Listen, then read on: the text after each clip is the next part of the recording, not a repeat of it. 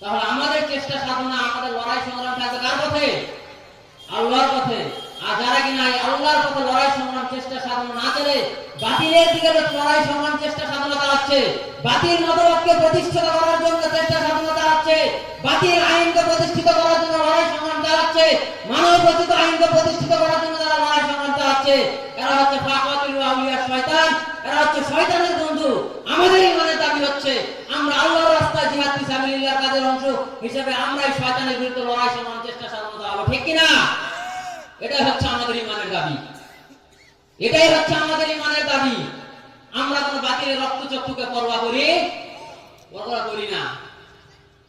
সম্মানিত উপস্থিতি, আল্লাহ রাব্বুল আলামিন বলেন, ইন্নাল্লাযীনা ক্বালু রাব্বুনাল্লাহু সুম্মা ইসতাকামু তাতানাজ্জালু আলাইহিমুল মালায়েকা আল্লা তাখাফু ওয়া লা তাহজানু ওয়া আবশিরু বিল জান্নাতি আল্লাতী কুনতুম তুআদুন।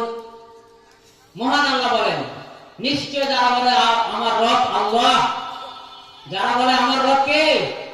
আল্লাহ, এবং এই কথার উপরে অটল থাকে, তাদের উপরে ফেরেশতা অবতীর্ণ হয় এবং বলে যে তোমাদের কোনো ভয়ও নাই, তোমাদের কোনো চিন্তাও নাই, তোমরা সেই জান্নাতের সুসংবাদ গ্রহণ করো যার ওয়াদা তোমাদেরকে দেওয়া হয়েছে। বলে সুবহানাল্লাহ। তাহলে রব যদি আমাদেরকে বলে যে তোমাদের কোনো ভয়ও নাই, চিন্তাও নাই, তোমরা সেই জান্নাতের সুসংবাদ গ্রহণ করো যার ওয়াদা তোমাদেরকে দেওয়া হয়েছে, তাহলে কি আমাদের কোনো ভয় থাকার কথা আছে? আল্লাহর জমিনে আল্লাহ দ্বীন প্রতিষ্ঠিত করার জন্য আমরা লড়াই সংগ্রাম চেষ্টা চালাবো, বাঁচলে আমরা গাজীর মতো বাঁচবো, মরলে শহীদ হয়ে আল্লাহর জান্নাতে চলে যাবো। আমাদের কোনো ভয় থাকার কথা নয়। ইমানদারের কোনো ভয় থাকার কথা আছে নাকি? কোনো কথা নাই। সম্মানিত উপস্থিতি, এজন্য আমাদের ঈমানটাকে মজবুত করতে হবে, কোন বাতিলের রক্তচক্ষুকে পরোয়া করা যাবে না। আমরা আল্লাহর পথে লড়াই সংগ্রাম চালাবো, আমরা তাওয়াক্কুল করতে হবে আল্লাহর উপর। যদি এই চেষ্টা সাধনা, এই লড়াই সংগ্রাম যদি আমরা আল্লাহর কথা না হয়, বাতিলের কথা হয়, শয়তানের কথা হয়, তাহলে আমাদের অবস্থাটা কি হতে পারে? সম্মানিত উপস্থিতি, মহান রব্বুল আলামিন সূরা আল ইমরানের 142 নম্বর আয়াতে ঘোষণা করেছেন, আম হাসিবতুম মান তাদখুলুল জান্নাতা ওয়া লাম্মা ইয়ালামিল্লাহুল্লাযীনা জাহাদু মিনকুম ওয়া ইয়ালামাস সাবিরিন।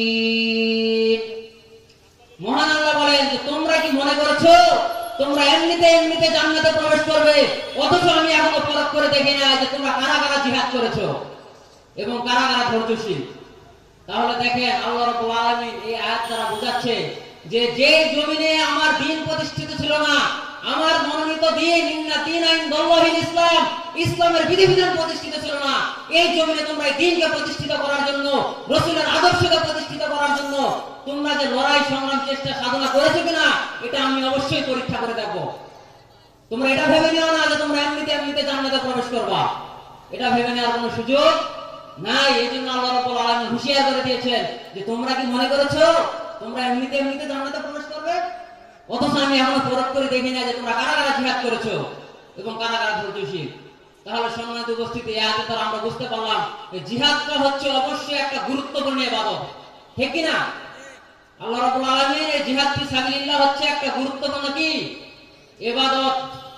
কিন্তু দুঃখজনক হলো সত্য, যে কথাটা একটু আগে বললাম, যে গত 17 বছর কোন মসজিদের খতিব এই জিহাদ ফি সাবিলিল্লাহ আলোচনা করতে পারে নাই, কোন আলেম ওলামারা জিহাদ সম্পর্কে আলোচনা করতে পারে নাই। যারা একটু টুকটাক করেছে এদেরকে জঙ্গি নাটক সাজিয়ে, এদেরকে মিথ্যা মামলা দিয়ে এদেরকে জেলে ভরে দেওয়া হয়েছে, নির্যাতন করা হয়েছে, রিমান্ডে নিয়ে দিনের পর দিন। সম্মানিত উপস্থিতি, সে মহান রব্বুল আলামিনের সাহায্যে আজকে আমাদের একটা পরিবেশ এসেছে কথা বলার, কোরআনের কথাগুলো, হক কথাগুলো বলার একটা পরিবেশ আসছে।